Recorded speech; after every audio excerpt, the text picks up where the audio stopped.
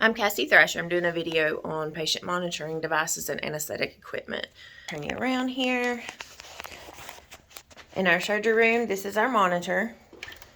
I'll turn this on. We have our pulse ox, which would go on their ear, something like, or their tongue, just depending. We have our esophageal stethoscope, which picks up their respirations, their heart rhythm. We have our blood pressure monitor, and then all of that is shown on here. It gets their temperature, their respirations, their heart rate, their O2 sat, their blood pressure, and then their rhythm shows down here.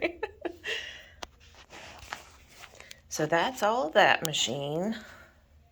We also have an anesthetic machine in here, but we'll go over that in a minute.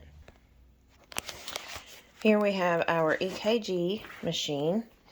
It has 5 wires that go to it, and it tells you on the wires where to put it on the dog or the cat. So that would be right arm, left leg,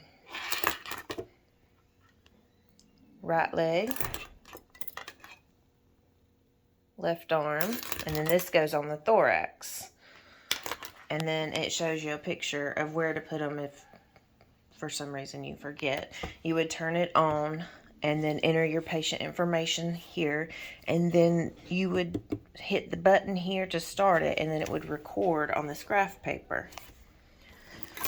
We also have a manual blood pressure cuff with a sphygmomanometer on it, so we pump it up, and then the release valve is on the back.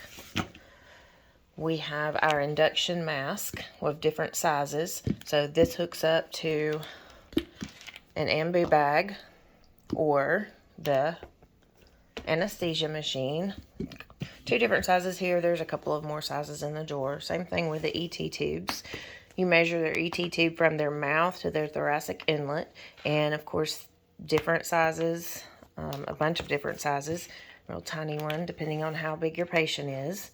Our ambu bag, you hook this up to either the end of their ET tube or the end of the induction mask, and then you can breathe for them. This is our laryngoscope. Let me get it put together.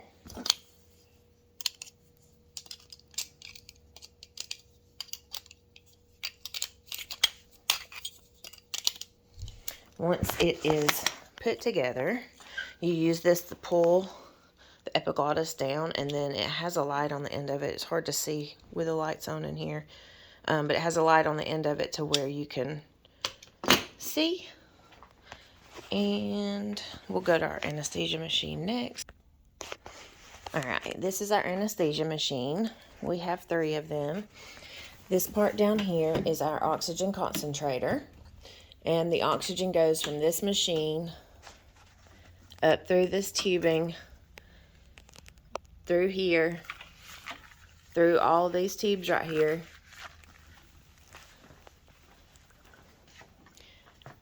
Our flow meter is here, goes anywhere from 2 all the way up, 2 liters. Our tubing to our machine, we have different bags. And then I'm going to have to set the phone down to take you apart. Let's see. All right, I think that's good. So we have our tubing.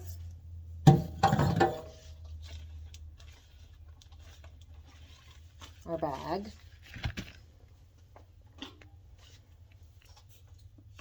This is the filter. If I can get it off. Well, it comes off this way. This is the filter that absorbs the anesthetic gases, and it would come off. We make sure you can see.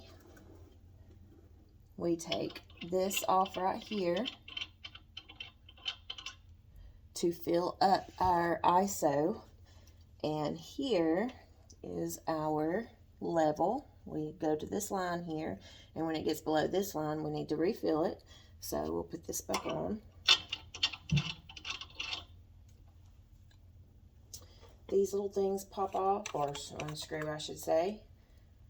And we need to clean these every now and then. I actually cleaned them yesterday. Oops. This is our exhale side and our inhale side, and they're the same, if I can get it to stay on there.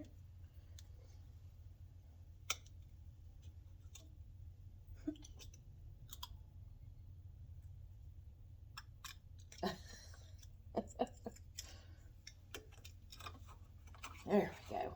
All right. This is our shut-off valve. It screws, so there's no safety mechanism. You just have to make sure that it's always open when we have a patient sedated, unless you're doing the respirations for them. This is our pressure gauge. This is our soda line, and when it's brand new, it's all white.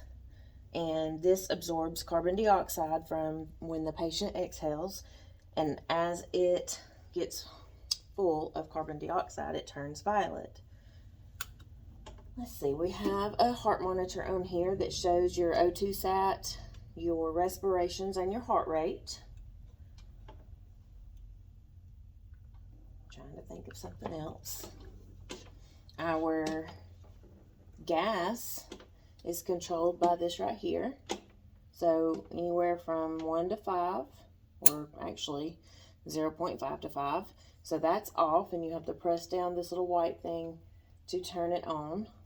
Our gases go from this machine over into these tubings here underneath, and then through the inhale side to the patient. We have a rebreathing system, so it goes to the patient and then back from the patient when they exhale through this side, and the exhaled gases go through this filter, and our carbon dioxide goes to this filter. Let me see if I'm missing anything. Oh, to do the non-rebreathing system, we would have to have different tubing to go here on the inhale side. We'll put our bag back on. Your bag is determined by the size of your patient, along with the tubing. So this tubing is actually one tube inside of a bigger tube, and it tells you, if it didn't, but the long one goes to the patient, to the inhale side, but it's labeled inspiratory, so you put that on the inhale, and then this other one goes on the exhale.